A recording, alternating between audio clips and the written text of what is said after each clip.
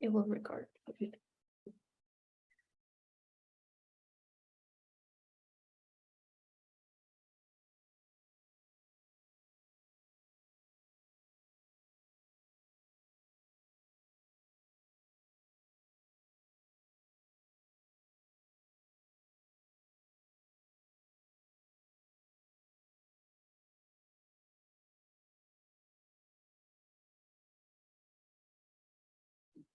Hi, everyone. Thank you for joining us. I'm just going to allow a couple of seconds for people to join us.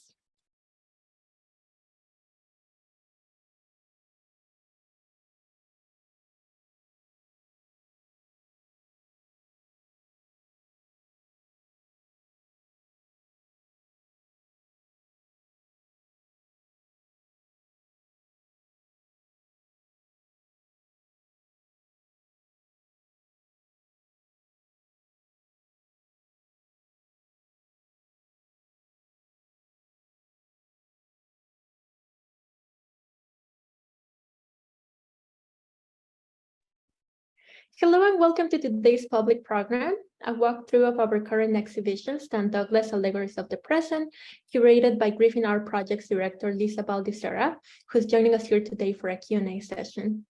Thank you for joining us today. My name is Pauni Parra, and I'm the Public Programs and Residency Coordinator here at Griffin Art Projects. Before we begin, we would like to acknowledge that our work takes place on the traditional, ancestral, and unceded territories of the Tsleil-Waututh, Squamish, and Stolo nations, to whom we are deeply grateful. As well, we would like to thank Canadian Heritage, North Vancouver Recreation and Culture, and our Museum, Vancouver Art Gallery, Douglas Studio, and private lenders for their support towards the exhibition, as well as the program surrounding the exhibition. A few housekeeping notes before today's presentation.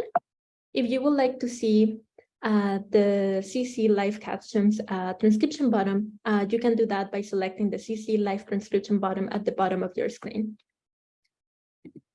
Lastly, I'll mention that there will also be a chance at the end of today's presentation for audience questions. So if at any point throughout the presentation you have a question for Lisa, do feel free to type it in the Q&A dialog box. Without further ado, I'll introduce Lisa Baldissera. Lisa Baldissera has worked in curatorial roles in public art galleries in Western Canada since 1999, including senior curator at Contemporary Gallery from 2014 to 2016, and chief curator at the Mendel Art Gallery in Saskatoon from 2012 to 2014. She was curator of contemporary art at the Gallery of Greater Victoria from 1999 to 2009, where she produced more than 50 exhibitions of local, Canadian, and international artists. She holds MFAs in Creative Writing, UBC, and Art from the University of Saskatchewan, and a PhD from Goldsmiths College. Baldissera has served on contemporary art juries across Canada and internationally, including the Canada Council for the Arts, Royal Bank of Canada, Canadian Painting Competition, the Soviet Art Award, and as guest of the British Arts Council Outreach Program. Lisa, if you want to join us, please.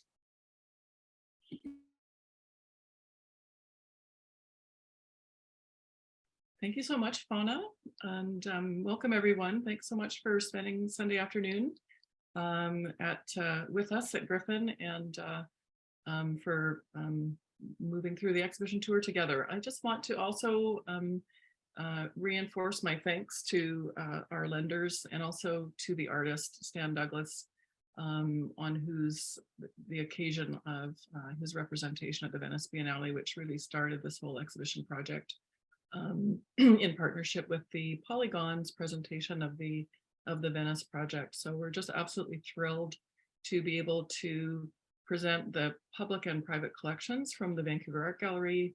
I'd like to thank Diana Frendel for all of her help, and Anthony Kendall for their support of the exhibition, as well as Curtis Collins and Kiriko Watanabe for their support through the Audain Gallery Art Museum and their support of the exhibition through the lending, as well as the Douglas Studio, Linda Shinfern, and Mina Totino, and private lenders. So it's really been a team effort, and also you'll see that there are some surprises in the show for those of you who haven't visited it yet.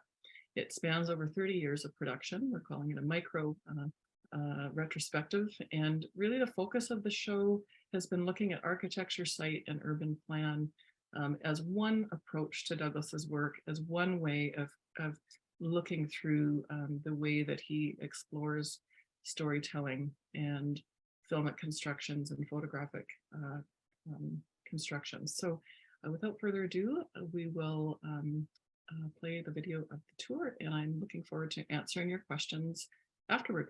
Thanks again. Welcome to Allegories of the Present, the exhibition featuring Stan Douglas at Griffin Art Projects. Thank you so much for coming today to the online Zoom discussion of this project. The project represents a celebration of Stan Douglas's work on the occasion of the Venice Biennale, in which he has represented Canada this year, which is just a wonderful honor to be able to celebrate his work here at Griffin and on the North Shore through the exhibition of the Biennale project at the Polygon as well. So with the pairing of these two projects, we celebrate Douglas's work in Vancouver.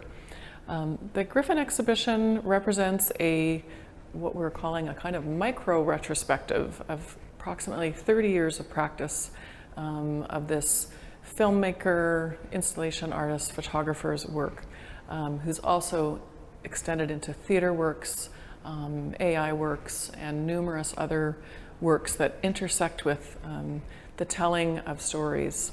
So in Douglas's work, narratives are problematized and the construction of narratives are problematized. So we begin to think about how structures have worked both in journalism, in film, in popular media, as he questions through his constructions and his layers the way that history is told. The exhibition title, Allegories of the Present, comes out of one of Douglas's interviews, and one of the quotes that I'm really interested in as shaping this project was this: history does not repeat itself. Things do come back, symptoms do recur, but they often recur because what caused it in the first place never actually went away. In my work, I want to go back to look at these possibilities of what if it did not work out the way it did. So looking forward, looking back, I always want to consider that the thing we have is not necessary. It's not the only way things could possibly be. And I think in that phrase, looking forward, looking back, we see the kind of strategy that Douglas uses in kind of shuttling through histories, circling through histories formally and methodologically, so that we begin to see that construction, and that the vulnerability of that construction is only one possible way that history could have unfolded or narratives could have been told, and in the way that these works are produced. So I'd like to start with this first work, which is called Guilty 1950. 1950 is not the year that the work was produced. It is a construction from this mid-century studio series based on a fictional character who's a fictional photojournalist. Douglas studied the archives, including journalist photography from this era, as well as studio stills, film noir, and all kinds of street photography. So going carefully through the archive, he's faithfully reproduced formally the way that these photographs would have looked, and the kind of characters that were moving through Vancouver at the time and capturing these sort of fleeting characters that were moving through. This narrative comes out of this concern with film noir, which Douglas talks about as a kind of response to sort of post-war conditions, that film noir formally, in a way, parallels in its construction the kind of post-traumatic stress that the individuals that were part of this war, the depression, the war, the post-war period would have been experiencing, and that Douglas feels is cropping up in the way that film noir exposes a kind of haunting or horror or subterfuge in the everyday. The mid-century studio series was done on the occasion of the Helen Lawrence Theatre Project that Douglas also produced in 2014. And so these photographs, much like many of Douglas's works, parallel a project that he's doing. So they're not documents of the project, but they are thinking and extending the thinking around the way that the project is structured. Helen Lawrence follows the story of a woman who's accused of murder and reconstructs this plot by using careful staging and the recruitment of actors in the filming of themselves on stage. So that's a very complex work that again thinks through perception, storytelling, and how certain habits in theater and film are used to reinforce or take away some of these layers of that linear narrative, the meta-narrative. So moving on from this work, I'd like to talk about this work, subject to a film, Marnie, which also is in parallel to a film project. And this one is looking at Alfred Hitchcock's film, Marnie. And it's one of the earliest works in the show. So it's a period of from 1989 to 1993, generously loaned to us by the Vancouver Art Gallery. And this work is shown, so we have a kind of shooting script text. The text and the scenes are focused on a key moment in the film where the main character is about to steal or is in the act of stealing from performing a theft in the office. Here we don't see the character at all, we just see the architectural space. And in this exhibition that has been a focus is looking at architectural sites, geographic sites, urban planning, and seeing how these kind of concerns unfold, looking through architecture and site and space. So in these cases, many of the works we're going to look at don't have characters in them. This also shows a little bit of Douglas's early concern with certain major film conventions, experimental filmmakers like Akira Kurosawa and his project Rashomon. Rashomon tells the story from 3 different viewpoints of an assault in the forest. And so it calls into question this idea of, again, tracking a singular truth. So what we have here is a story, a film. The film starts with the camera craning up, panning left, and then we return to that shot at the end. So we have 18 steps, 18 shots, 18 movements of the camera, and then as the camera lands on number 18, we seamlessly go back to number 1. So what we have, and in the way that the work is constructed, we have also a circular movement. So these images are in parity with what's described in terms of that interior space here. So looking at this idea of something continually repeating, something continually being reenacted, it speaks to a kind of trauma, kind of anxiety in reenactment, and which sort of relates to that idea of film noir, but it also speaks to the kind of willfulness or vulnerability in terms of how we order or structure the way a story is told.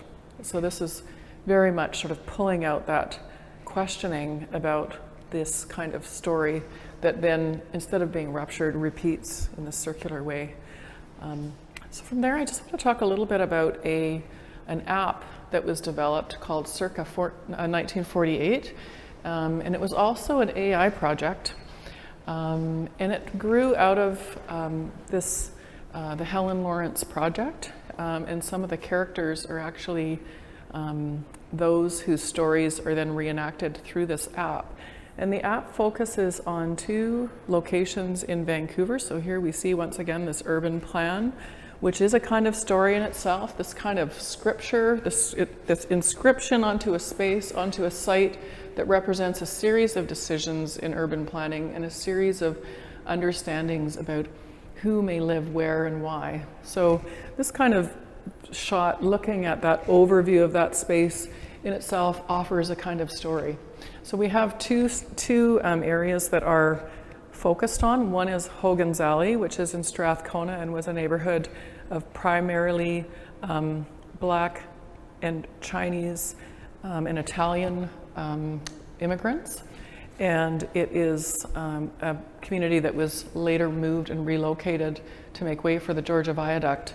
and which had the effect of dissembling that Black community primarily.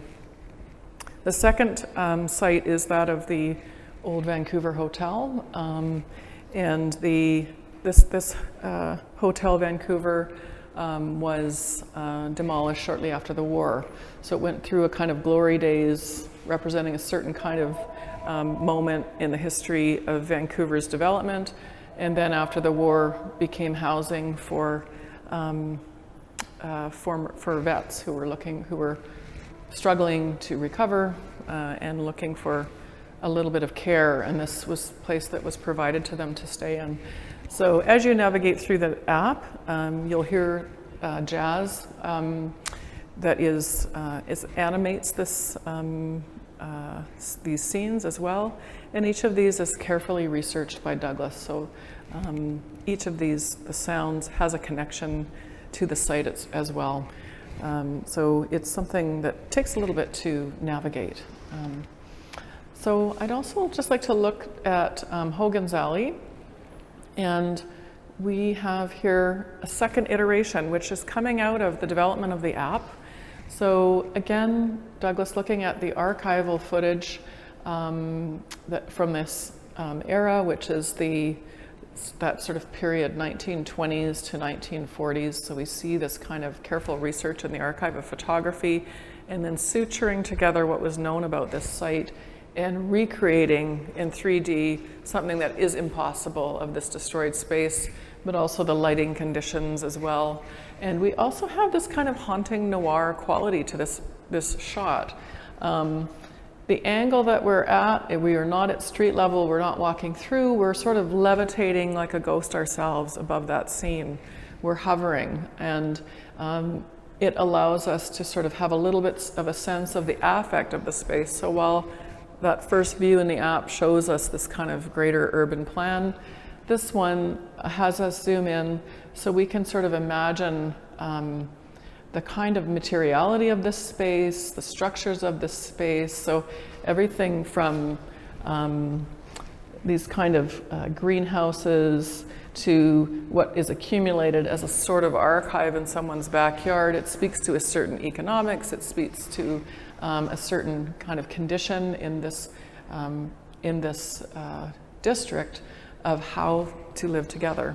So there are a number of details, fine and incredible details that are there as a result of Douglas's really incisive research about this space. So we're just going to move into the next room of the exhibition. And here we have an image of the Maritime Workers' Hall. So this work by Stan Douglas, Maritime Workers' Hall, is from 2006, and it is a kind of mise on a beam. So we have a scene within a scene. So it has a sense of a kind of theater staging to it. We have an empty hall with no occupants, but our attention is forced toward the stage, the empty stage, likely the scene of many debates over the years in terms of workers' rights and lobbying and advocacy. And then behind this scene, we have a mural by Fraser Wilson. And this scene is from 1947, and it really follows this kind of period where there were a number of, where muralists were showing up as kind of advocates for a certain utopian ideal around work and labor. And then very much sort of following the hopes and dreams of the kind of labor movements that had emerged after the turn of the century, sort of early in the 20th century, when this kind of labor movement was really sort of taking hold. And you see, similar conventions in, for example, Roosevelt's New Deal artists who were working within the public realm, also working as muralists, and also, for example, photographers who were documenting the conditions of America in the day. So there's a really solid kind of history around this kind of picturing of a site. What it fails to do, of course, is show the diversity of who is contributing to this economy and whose lands were being extracted. So it misses all of the kinds of lineages of the indigenous knowledge of the site, of the Chinese workers that were part of this economic development of the landscape, the women that were also working as part of these changing and shifting economic times.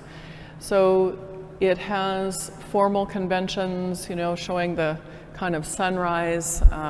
It's a little bit like the Soviet realist kind of painting, where you'd have like a very skillful kind of approach to the figure and to the land and to the composition. Similarly, as a kind of, although not exactly a Soviet propaganda machine, it really is still about the glorification of work and labor from that era. So it's quite an amazing image, because we see all of these historical devices for storytelling, the site where the stories are actually being enacted, the kind of openness, because in fact, there's sort of the sense of that latency of those who've gathered in this room to have those debates, and the kind of open-endedness of not actually showing or hearing what those debates were. And then we have this other kind of story, very cinematic kind of letterbox site, where the story in fact has been unified into a kind of meta-narrative of a certain form of utopia, a modernist form of utopia. So we look to the next work in this exhibition, which is three photographs from the film project Win, Place, or Show. So we have East View, West View, and Overview, which show the set itself. So once again, we have a scene within a scene. We have this, in this case, something that has been structured, a fiction that has been contrived to set the stage for this film. The film itself features an argument, at first a debate and an argument between two men, and it does focus around the placing of a bet in a horse race. There's some really interesting details, and once again, Douglas is such a tremendous researcher and archivist. So we have a little BC binning work in the center, and Binning also was concerned with a kind of utopian approach to modernism and to architecture. So we have a little bit of a jewel there, kind of directing our attention to what is happening in the background of the argument between these two. So we have both these sort of larger narratives, and then we have the intimate narratives of an individual argument. And we also see the cameras, and we see the scene that's been set within the camera. And so we have this sense of how film has the capacity to structure the way that we feel and think. Now, Win, Place, or Show was a fascinating work in the sense that the scenes were chosen by a computer, and they were endlessly, well, not quite endlessly, but it would have taken you hours and hours of watching to actually see the same kind of sequence unfold. So with this computer-generated editing system, Douglas allowed each of the clips that were filmed to be reorganized and resequenced over several hours, over many days. So what you have is a kind of formal indexing of the way that not only film itself, but the way that sequences are ordered gives us a sense of meaning, and how the capacity for those kinds of reorderings to be incredibly significant. A great example of this is actually during the miners' strike in the UK, when the BBC actually reversed footage to reverse a sequence of a strike action by miners who at that time were quite beloved. And so what happened was the BBC actually reversed the footage and showed the miners attacking the police when in fact the police had attacked the miners first, which resulted in the whole riot happening and intensifying, but also resulted in a cessation of support for the miners And when public opinion went away, it really undermined the miners' unions and their strike action.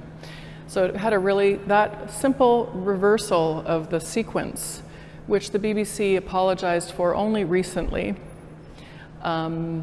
was profound in terms of how history became mobilized around, for many, many years after, what the core of that action was and how that story was told. So in doing this kind of shifting and eliding and changing of how each of these scenes unfolds, Douglas points to the sort of crucial nature of how our own ordering and sequencing of events and understanding of events is so vulnerable. And so it is a kind of quiet warning in terms of, and a quiet invitation perhaps to attend to the actual structure of the way a story is told. So I want to just move over here to this old curio shop, which was a shop that actually existed in White Rock for I think approximately 70 years. And it's itself an archive, an accumulation, and it's an actual site. So this hasn't been structured, but it almost looks like, it would be like the artistic director of a film's dream, because it almost is like a coring through all of these domestic pieces, a kind of history. So I think in looking at, all of the things that are in this image, from figurines to teacups, we can spot an era that we lived through, or someone's home, or our grandparents' home, or something that we actually have quite, not just a nostalgia, but an affective kind of resonance with. So it's sort of an embodied sense of how objects also can be archives that hold history and hold historical moments through sensation. And in this work, we see this, it's kind of an interesting work. It's sort of tilting, and there's this sense that all of these things maybe could just slide right off, and yet there's a sense too that this is just one section of this very densely kind of Baroque hoarder kind of feeling to it. And in fact, my understanding from speaking with Stan Douglas about this work was that the caretakers of this shop carefully polished and cared for each of these objects, and they were always cleaning them and putting them in order. So it's a very interesting kind of sequencing, fragmentation, coring of what this intimate sense of a story being told, or an intimate sense of prompts for the kind of affective qualities of certain sites and spaces could be. And here it's a found work and not a structured work. So we're just going to go right to the artist's cabin, which is another amazing actual site.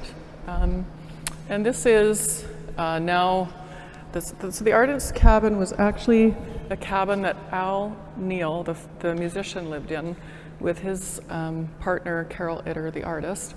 And they lived there for many years, and it was on the site of the mudflats.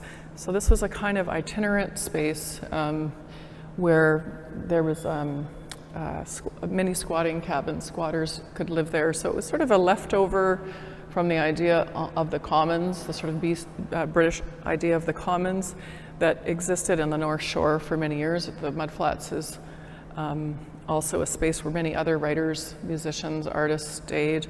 Malcolm Lowry is one of the well-known inhabitants of this space. So here we see again an accumulating archive of this site. So this is how it looked when the artist lived there. So we see things there that are sort of indicating the way this space is organized, the utilitarian function of it, but also this sense of this is a bit of a site of history. So a space where certain economic conditions were, a space where this artist and musician made his work, but also that a building itself can be an archive. So this was initially a houseboat that he had lived on for many years as part of his work. It was given to him as part of his work, and then became a site that eventually he just lived in for many years. So it's now been repurposed, and it is the Blue Cabin Residency. And so it now lives another life. But this is no longer. So this is a record of that moment where Neil and Itter made this the kind of locus of their creative life. So I'm gonna just have a look here at number 10, Las Terrazas. This is, again, we're looking at a site of a domestic space. It's an apartment block, and Las Terrazas is this very interesting small village that was actually one of Castro's kind of eco-experiments, a utopian eco-experiment that he decided to undertake.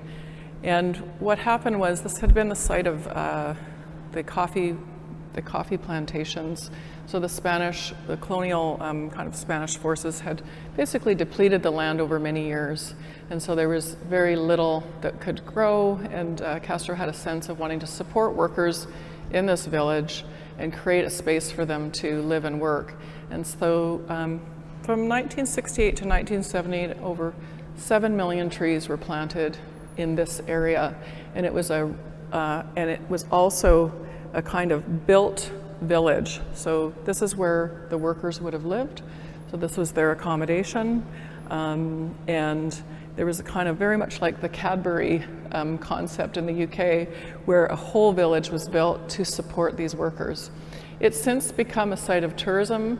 What's really interesting about it is you can't move there unless you marry somebody or you have some kind of lineage that is about this place. So it's not a classic tourist kind of location in the sense that really you'll go and you'll observe workers at work. So there's a really interesting idea that goes through this exhibition as well about labor and how, the 20th century particularly, we look at the artistic labor of Al Neil and Carol Itter and that site. And so here we have another site of labor, another sort of utopia. And of course, we have all kinds of questions about whether that utopia was a failed one. So that condition of utopia, and as it's kind of expressed through architectural spaces and urban spaces, also goes through this exhibition. And we'll see it again here in this depiction of the Battle of Ballantine Pier. So this is Ballantine Pier, June 10th, 1935. And what this shows is really the culmination of the longshoremen and warehouse workers' struggle for unionization, and which started in the early part of the 20th century and then moves forward to this moment where it kind of erupts. And there, I think about 1,100 workers came to protest the fact that non-union workers were being employed. The early unions had grown out of the companies themselves. This became the turning point when the longshoremen and warehouse union workers become their own entity, separate from the employer. So it's a really crucial moment where, while the struggle is not necessarily successful that day, it does begin to recalibrate the way that these activists and strikers decide to proceed from this moment forward. So this has a very filmic quality to it. And what we see is actually the old sugar refinery. It is no longer. It's actually since been demolished. But again, we have this kind of letterbox like we saw in the Fraser Wilson mural in the Maritime Workers Hall. So here we have, again, this sort of facade. So the architecture is really important. It's a certain kind of industrial architecture. So if we think about the facade of Las Terrazas and these kind of empty eyes of these windows, we have once again only here it's an industrial site, an industrial space, and this old sugar factory being used as a backdrop for this reenactment. And you have a very carefully ordered kind of struggle. And this is where, in some of Douglas's work, where the figure appears there's also a sense of the history painting, that the gestures are very studied, and there's a sense of stillness within movement. So even though you're seeing what is really a moment of action, there is also a sense of its fixity. And this, I think, has a really interesting quality when we think about the way that stories are told. So again, a meta-narrative or a central narrative can seem to sort of fix historical events so that they are unassailable. And I think in Douglas's work we see what can happen when that methodologically is challenged. So in the ways that the images are structured, not just what the story is that they tell or reenact, they're certainly reenactments, but also in the way that the images are structured, we see this wobble in that fixity.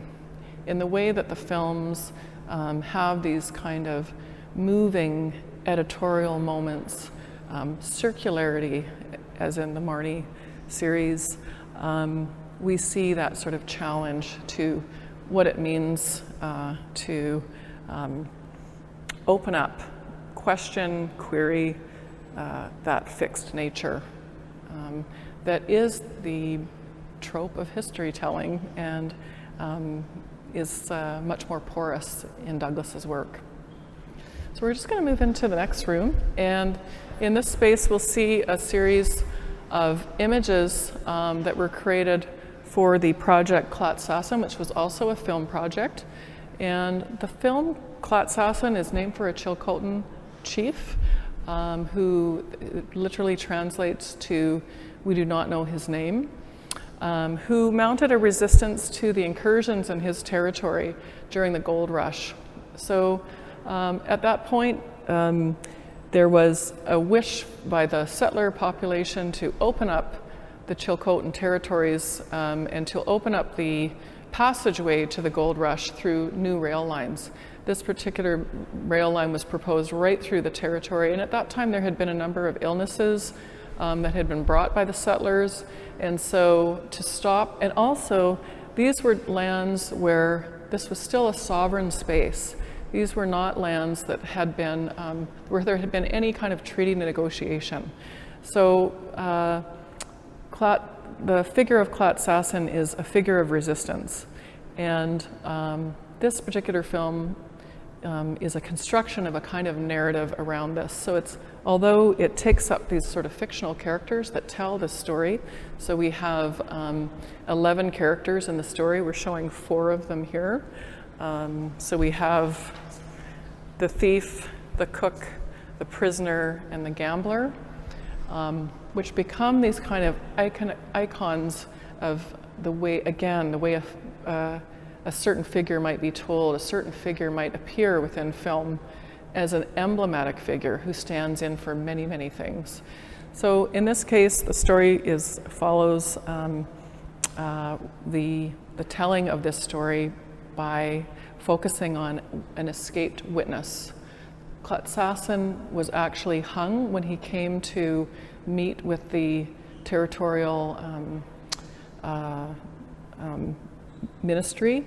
He felt that he was coming, they had invited him to come and meet with them, which he felt was a nation-to-nation conversation. He understood as a nation-to-nation conversation, which it was. And instead he was arrested and hung. So this is a crucial moment in terms of this, the way that the settlement of British Columbia happened, but also this understanding of sovereignty in the land. So it's an amazing story to question, retell. And so in the film, we again see these narrative structures, as we did in Win, Place, or Show, that shift and change and shift and change, so that in a way, each of the storytellers are starting to tell a different and unraveling story, and there are contradictions in the way that the characters tell this story of the escaped prisoner. The escaped prisoner is the remaining witness to the events, and he is never found. So the photographs that accompany this series are they're not film stills, and some of them aren't even images that appear in the film. But what they do is they speak to that question about land and sovereignty, each in subtle ways, and they speak to these relations of settler colonial relations, and they speak to who is actually here in the landscape.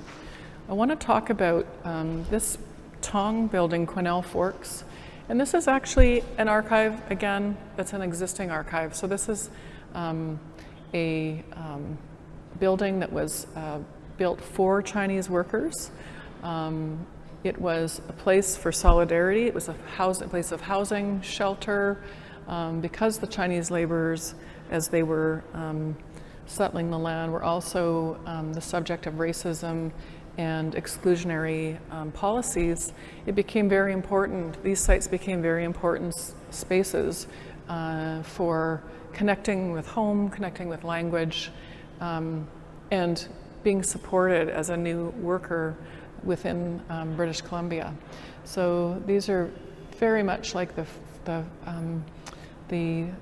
centers that we see in the larger cities, where they're a space of a living space, storefront space, so they become like a community space.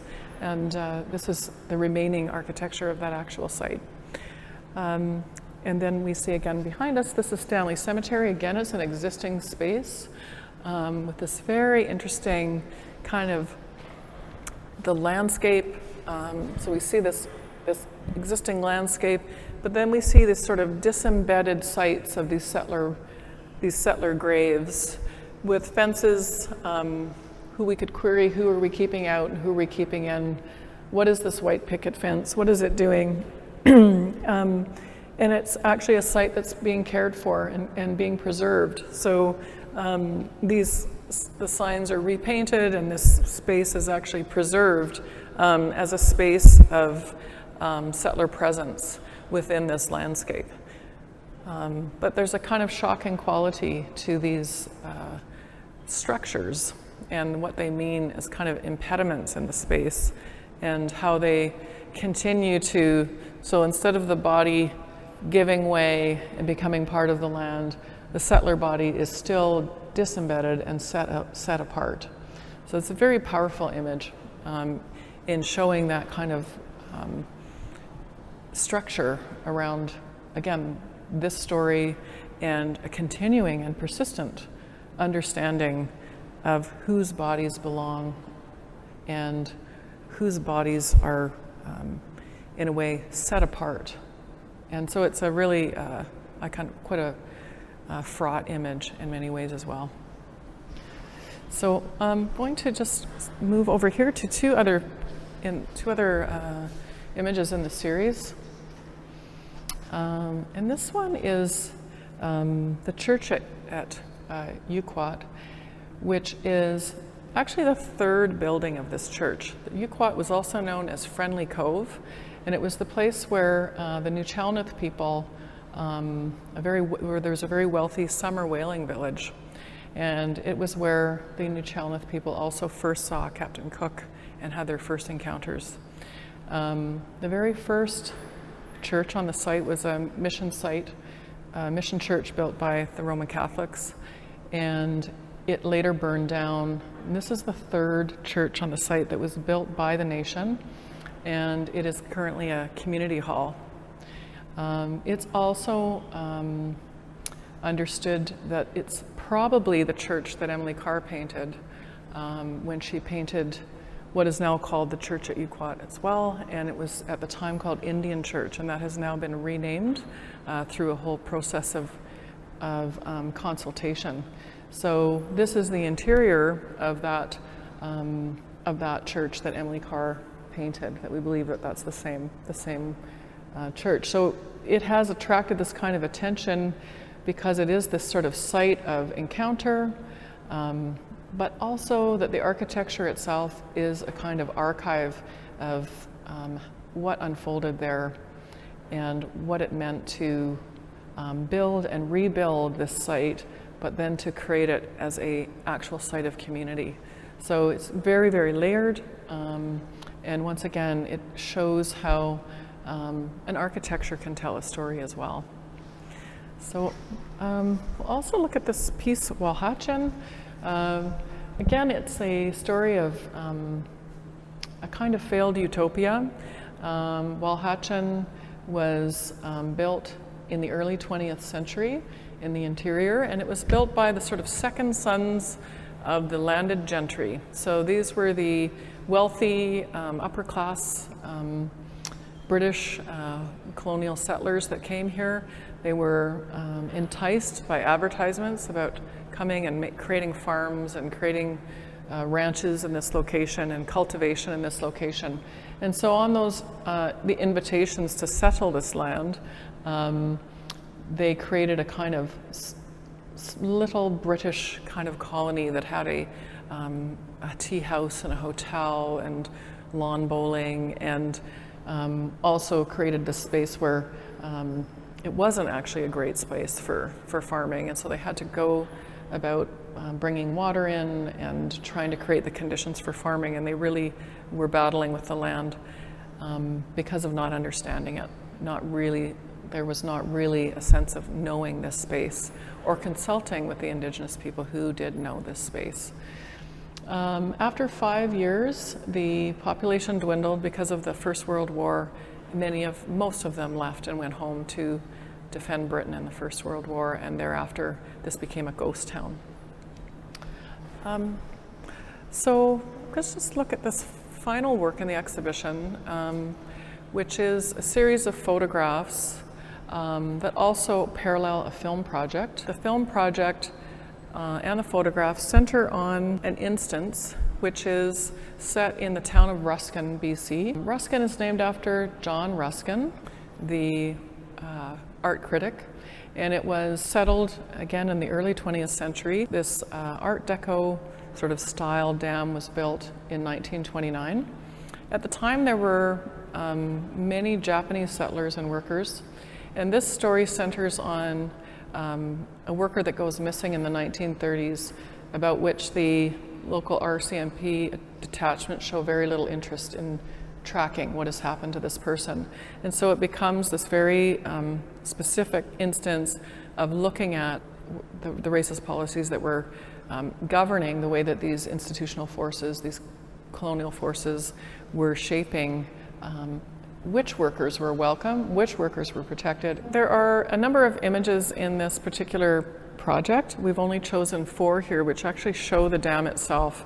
What's really interesting about this is we can kind of compare it to John Vanderpant's early images of industrial architecture in British Columbia.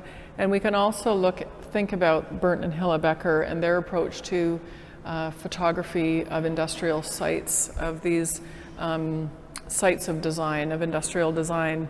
However, in Douglas's work, we see a kind of accretion over this site. So it doesn't have, in Vanderpant and Becker's works, there's this kind of glorification of the architecture and a cleansing of the architecture, whereas here we see this as the site of a struggle and a reshaping of the landscape. We know that dams in British Columbia and dams everywhere have this tremendously disruptive force in the landscape, often moving communities, often moving Indigenous communities out of sites. So the dam also is seen as this part of the plan, part of the economic plan of the settler economy. So choosing this site and this moment and this instance becomes very crucial. And once again, we have in Rashomon style this kind of cycling through each of these different images, but also in the film, a kind of cycling through the narrative structure, so that we begin to question who has told the story and why, and who is participating in the storytelling and who has been excluded from it. So that concludes the tour, and I really look forward to your questions. Thank you so much for spending the time, and we'll be speaking again in just a moment. Thank you, Lisa, for offering us a window into the incredible show that is at Griffin Art Projects right now. I really enjoyed going through the exhibition with you. And yeah, thank you for that. How do you feel? Thanks so much, Fauna. Yeah, well, I'm really curious about questions and also people to share their insights about Douglas's work, because I'm sure there are many Vancouverites who've seen these series and might have had other experiences with them. So I'm looking forward to questions. Yeah, and speaking of that, we have two folks who have raised their hands. So I just want to ask Judy, Lindsay, and Marlene Lougheed if they want to talk. You can just let me know in the chat so I can unmute you. I just want to make sure that you want to ask a question and we're not picking you like without.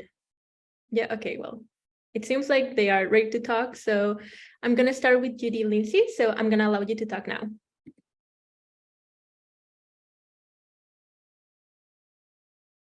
And you should be able to ask your question live now, Judy.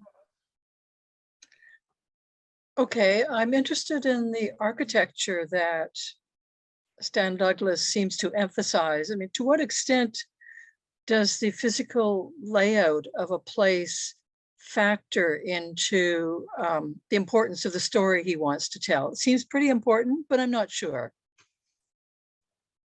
I'm going to just speak on his behalf, but I obviously don't know entirely what his thoughts are each time he selects a site. But looking at the ones that are in this exhibition, they are so precise in how they're layered. So, for example, many of the sites that are indexed in these photographs are sites of a utopian experiment, whether or not it was successful. So the Ruskin township, that was also, built really on the ideas of John Ruskin, for example. And I think each of them is kind of has that layering. So they do not feel incidental. And I suspect that they are very much like the way a film director would choose a site. And in fact, he is a film director.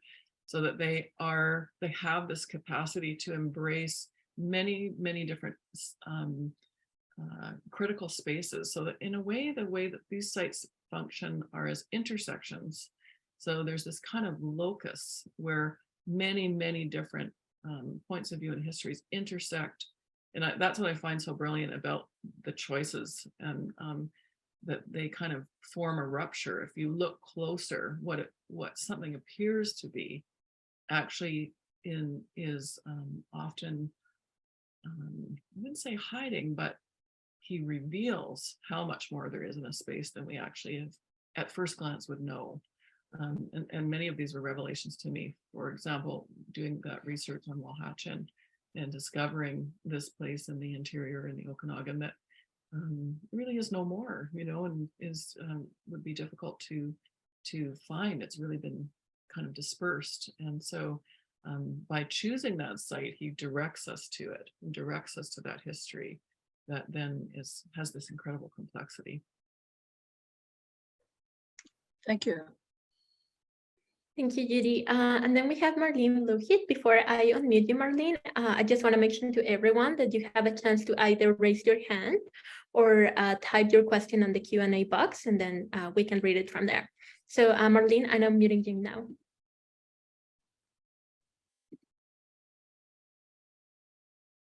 Lisa, I think you've covered the thoughts or questions I had in my mind by your explanation just now about the architecture.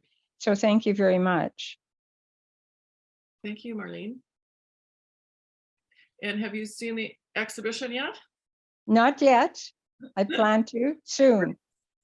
Yeah, I mean, it's really interesting to experience the scale, and I didn't talk about that much in the tour, but there's an immersive quality to many of the works as well. So you sort of fall into the space, and there's something very entrancing about that, the invitation, like in the Stanley Cemetery work, for example, what the perspective is. So you're very much standing in the space. It's kind of eye level, and it kind of, you have that, again, almost an immersive cinematic feeling to some of those larger works. So yes, I invite you to come and see the exhibition. Good. Thank you. That was an excellent presentation. Thank you so much. Thanks for taking the time. Thank you. And yeah, well, we get more questions. I will just like to remind everyone that we have the exhibition is still up, and we're open from Fridays to Sundays, noon to 5. So if you want to come visit us, we're here for you. And yeah, you can type your questions in the Q&A box and I'll read it from there, or you can just raise your hand and I'll unmute you so you can ask the question yourself. Yeah, I'm gonna mute that one. And yeah, maybe Lisa, well, we wait for another question. I'll ask you to maybe elaborate a little bit more on when you talk about like these utopian approaches to modernism. If you want to like maybe elaborate a little bit more, I would like to know more. Yeah, wouldn't we all like to know more about modernism? I mean, it's a continuing moment. I think that's what's so interesting about it is I think one of the discoveries is the postmodern. It's not really post, you know, we're still living in a extended moment of the hopes and dreams of a kind of industrialization that all of us are you know, obviously experiencing in terms of environmental concerns and concerns about, you know, having this kind of multiplicity of voices and contributions and having those contributions understood and respected and valued.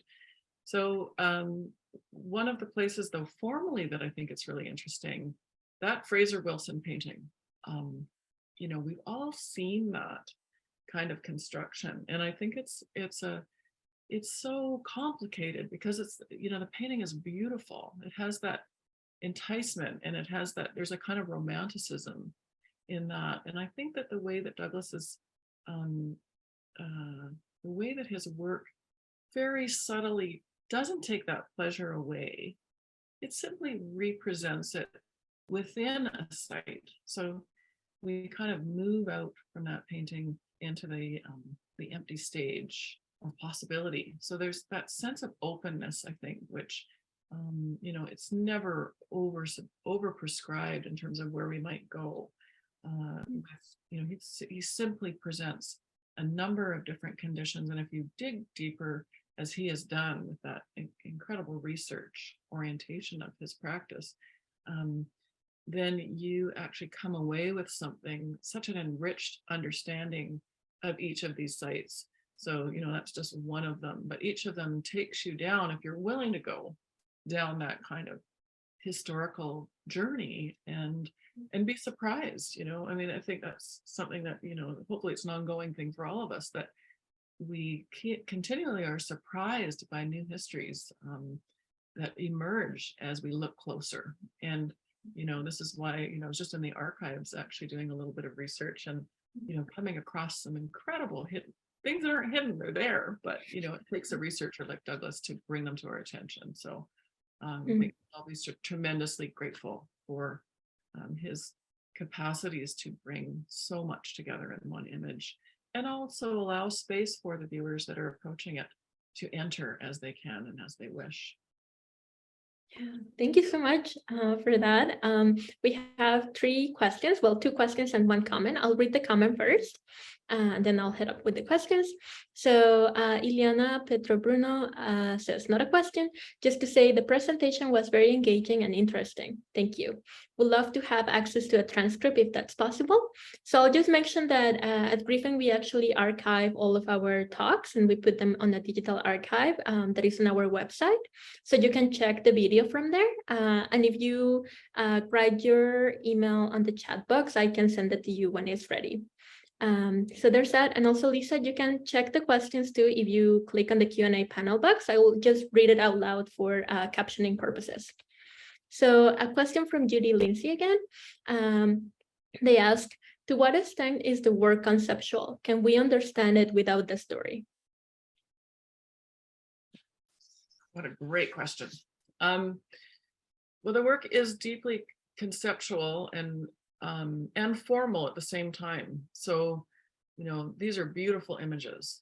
These are not snapshots. These are very, very carefully considered images. Everything about how the image has been constructed. So the format, the kind of the digital, the staging in terms of certainly the films, but also the way that the photographs, for example, the ones that were just at the Polygon and that were part of the Venice Biennale presentation, are, and that is why I thought about history painting in looking at the work, is that they are formally so well and beautifully structured.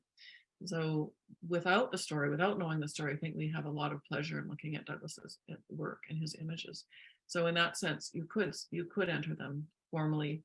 And if you want to, you could also then unpack this rich conceptual framework that also that he so skillfully marries to the formal. And that's, you know, obviously the most pleasurable and exciting conceptual practices is when they when the formal is understood also as a language, and also as deeply implicated in the message that we take away from the work. Great, thank you. And then we have a question from an anonymous attendee, and you can see it in the Q&A box. I'll just read it out loud. So it says, "Hi Lisa, fantastic show. Can I ask a question about the mat around the large photographs? It looked like they were printed white spaces left around the photograph rather than being a separate mat. Was that intentional? Thank you."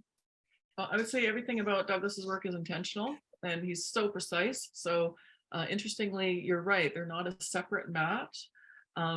They are a kind of a frame around the image, which sets it apart. I mean, it reduces its immersive quality. Certainly, if that image had extended right to the end, it might feel a little bit more like that, the kind of a slightly more romantic invitation to fall into the image. So I think with that mat, we understand that what's before us has been made. At the same time, as in this exhibition, there are both constructed fictional spaces as well as found spaces. But even within the found spaces, there's a certain perspective, there's a certain entry into that site. So it's never neutral. And I think that's part of Douglas's practice, is to call attention to the quiet ways, not the obvious ways, but the really quiet ways that an image is not neutral. So it allows us to sort of sharpen our looking skills and to be more, and it doesn't take the pleasure away though, which I think is really important, is that because, you know, there's a pleasure in being alive. And I think that pleasure and that conviviality and that thinking and being together in this space of art making gives us the energy and the support structures to move through these complicated times where we need that hopefulness. So, you know, and utopians are horrendous things at the same time as they provide such hope, you know, and I think his way of problematizing them is really crucial, because we know that utopias can lead straight down the path to a very autocratic thinking, you know, and so, but at the same time, we hold space for something that might be a space where things could be better. So, you know, I think that's also a really important part of his work. Thank you, Lisa. Now I want to ask if Marlene Luhid still has a question, because I see your hand up. So you want to make sure that if you have another question, you can ask. You can ask now. Okay, maybe not. So I'm gonna read Gonzalo Reyes' question here. Well, it's more of a comment, and maybe you can elaborate on it. So Gonzalo says, "Thank you for such an insightful tour of the exhibition. Throughout the tour, it became clear the connections of Stan Douglas' work to cinema and painting. Also, clear is a connection to younger artists like David Hart or Gerard Byrne, who take up similar themes and strategies in working with historical material, photography, and the moving image, etc." Yes, thank you. I know Gerard Byrne's work really well. I saw a major show at the Whitechapel, and yeah, similarly enticed. And Byrne also spatializes architecture in really critical ways, in the way that there's an installation, objects in an installation. So we see films, sculptural objects, reconstructions of architectural space. And he also is focused on modernism as well, Byrne in particular. So yeah, I think there is definitely a lineage here. And it's such an important one because we are now so immersed in a mediated zone of images through obviously social media, how much screen time we have, and how much we are constantly in conversation with an image that has been prepared for us. So I think the more criticality that we develop in terms of understanding the preparation of those images for us, the more we can at least have, I wouldn't call it necessarily that we would be able to think entirely in a liberated sense because they are so powerful, but at least we might have the hope for a rupture as we live in that slipstream of this space of image making, and as we become the authors that Warhol predicted that we would become in terms of our own image. Awesome. Thank you, Lisa. We have another question by Al Green. And they ask, can you speak to the significance of presenting the photo works in absence of their corresponding films? How do the films in the photos reinforce each other? That's such a great question. You know, the films, one thing I would say that I think is just in terms of the exhibition is I realized really we haven't seen that many exhibitions that kind of compress this many projects into one, where more common, I think, and more my experience for sure with Douglas's work is that we encounter an immersive space where we will see that film, and it's so beautifully and carefully organized so that we enter that kind of, you know, the darkened space of the theater, which is a space of imagination. You know, why are the lights out? You know, we probably don't need them out anymore. We probably can overcome that with technology, but we still go to a space of interiority and individual perception when we're within the film spaces. What I think is so interesting about how Douglas works is that these are parallel forms, so they're not still images from films. And in that, I think he spatializes even further the way the film is understood. So we move out of that interior individual space, that space of kind of quasi-dream space of the films.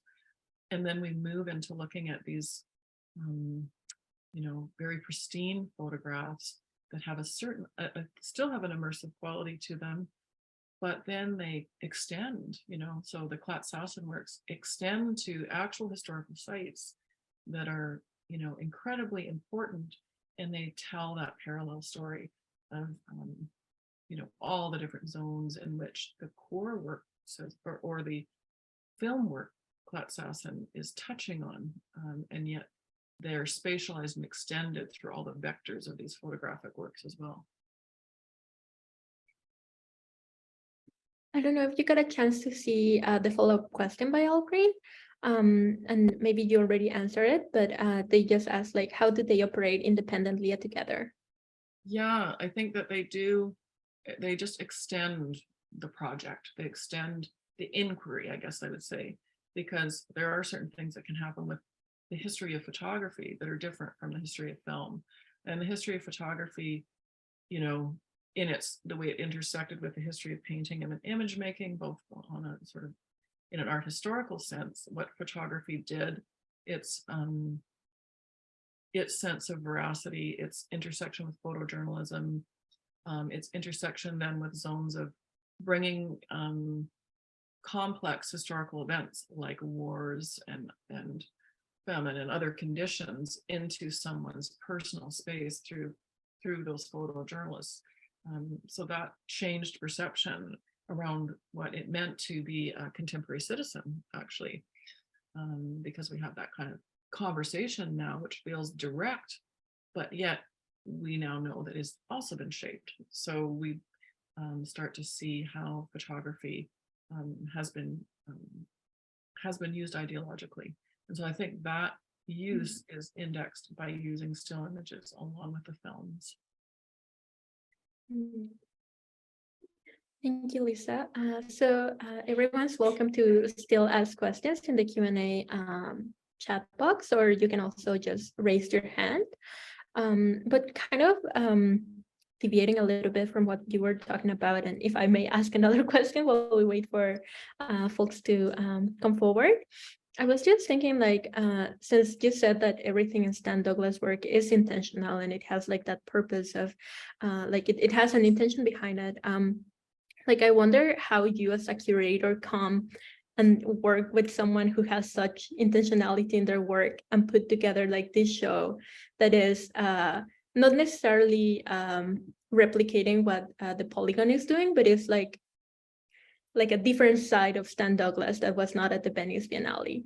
So like how did this started? Like how did you like put together all this Stan Douglas work and come together with the show? It was, well, looking at the collections that we could work with here, but also looking at, you know, there are many, many different ways that this work could be approached.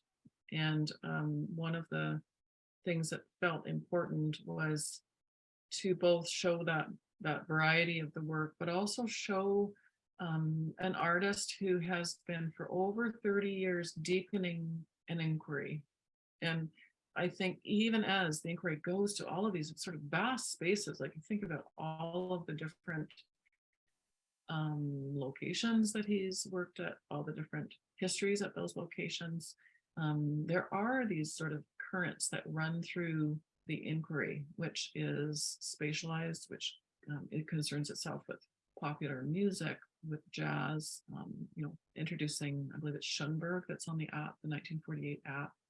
You know, each of these are affective cues for the conditions. And that really, I think, fascinated me, that that there was always this holding that those core inquiries together, but that they really, and they were so different, you know, like when you look at the Marnie series and the beginning of writing out the text, the shooting script, you know, which then later deepens and broadens and becomes enriched through many, many different film projects. So there's an incredible consistency in the work, which I think is, you know, part of that deepening and broadening and staying within that, those concerns, and having that fidelity to this question of how history and how stories inform us and how they are themselves structured. And they're such powerful tools for how we live our lives. Thank you. So I don't see any more questions, but I just want to like give probably like a second or two for folks. If they have any questions, they can also raise their hands and we'll read them. So I'll just ask you, Lisa, if there's anything that you've been like waiting to say all this time to share with folks. Well, it's just been such a pleasure to spend this time with all of these different parts of Stan Douglas's career, which I hadn't had a chance to do previously. I'd seen, you know, certain key series, but it allowed me to think through those connections in a way that I wouldn't have done had I not, you know, had the privilege of curating this project. And also seeing, you know, Douglas's incredible international influence. So it's just such an honor to be able to celebrate him here in his hometown. Thank you, Lisa. And I guess I'll thank everyone for joining us here today for the run-through and Q&A of Stan Douglas Allegories of the Present. We would like to see you at our next event on November 13 at 1 p.m. live over Zoom for the Remixed History Panel 2 Allegories of the Present, a panel discussion exploring history, storytelling, and archives in the context of Black diasporic visual production. I'm going to put the link on the chat for that. And also I'll remind everyone that we still have in exhibition the show that Lisa just walked us through, Stan Douglas Allegories of the Present, which runs, which will be open Friday through Sunday, noon to 5 p.m. And lastly, you can find out more about Griffin Art Projects by subscribing to our newsletter at the bottom of our website, which I will also put on the chat for everyone to see. And yeah, thank you, everyone. Thank you so much, Fauna. Thanks everyone for coming. Yeah, thank you. And yeah, as I mentioned, we do archive all of our talks. So this conversation, including the tour, will be live on our website in maybe next week. So just keep an eye open for that and you can watch it again there. Yeah. Thank you, Lisa. Thanks, Fauna. Bye, Okay, everyone. bye.